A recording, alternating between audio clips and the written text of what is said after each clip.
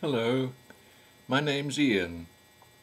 I was born and brought up in Kent and graduated as a doctor in Aberdeen in 1961. My father was a family doctor, my mother's father was a family doctor, my grandfather's uncle was a family doctor, and I became a family doctor too. The fourth generation of a medical family going back to the 19th century. From boyhood, I was interested in the relationship between the body and the mind. What was it that caused the physical symptoms of anxiety, such as indigestion, diarrhea, and palpitations? Inevitably, my investigations were to lead me to take an interest in physical substances that affect the mind: heroin, cocaine, and cannabis, for example. I've written an account of my experiences and called it More Than a Puff of Smoke. Unfortunately, I cannot afford to get it published. However, now we have YouTube attracting all the brightest inquiring minds in the world, I thought it would make an interesting project to share my experiences by making videos. As you can see, I'm now a little geriatric, so you must forgive me if I read the extracts instead of vlogging them properly. I'm just old enough to remember the war.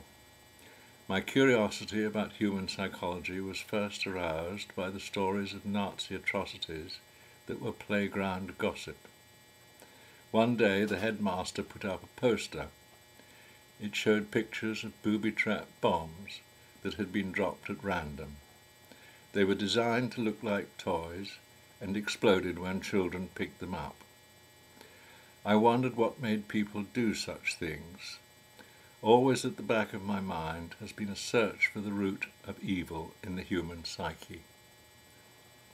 At school, teachers try to tell you things you know deep down just aren't true.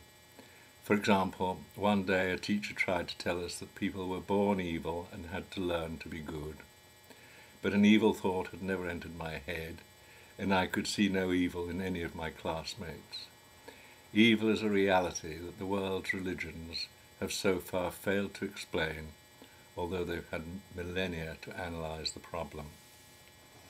One day in 1945, when I was nearly 9, I was loitering in the dispensary, waiting for Father to give me a lift home from school. He was chatting with his partner, who had recently returned from the war.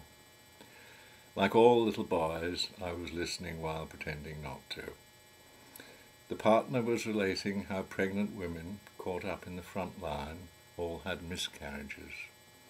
The psychological shock of circumstances had had a dramatic effect on their bodies. This was the first medical knowledge I acquired, and it would ultimately shape my career. The dispensary, with its familiar aromatic smells, had always been part of my world. There were shelves of colourful stock bottles on the wall for preparing the medicines of those days. Patients routinely returned empty medicine bottles, and by standing me on a stool at the sink, my childish delight at playing in water was harnessed to wash off the old labels. Another memory of the dispensary was of my father's partner popping in to pick up a bottle of medicine for a patient. He shook it in jest, uncorked it, and took a small sip to taste it, running it round his palate like a wine connoisseur to make sure it tasted sufficiently medicinal.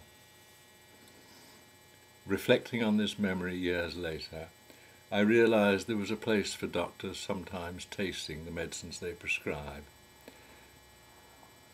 This became particularly important as drug companies refrained from informing doctors whether or not their latest product affected the balance of the mind. I decided I wanted to become a doctor at the age of 10. I doubted whether I was clever enough and told nobody. Neither worthy ambition nor father's footsteps were motives. I naively supposed it would be a reliable way to make a living. At the time, the National Health Service was just a political dream. Anyway, please let me know if you're interested in me pursuing this project, and subscribe if you'd like me to continue. Bye.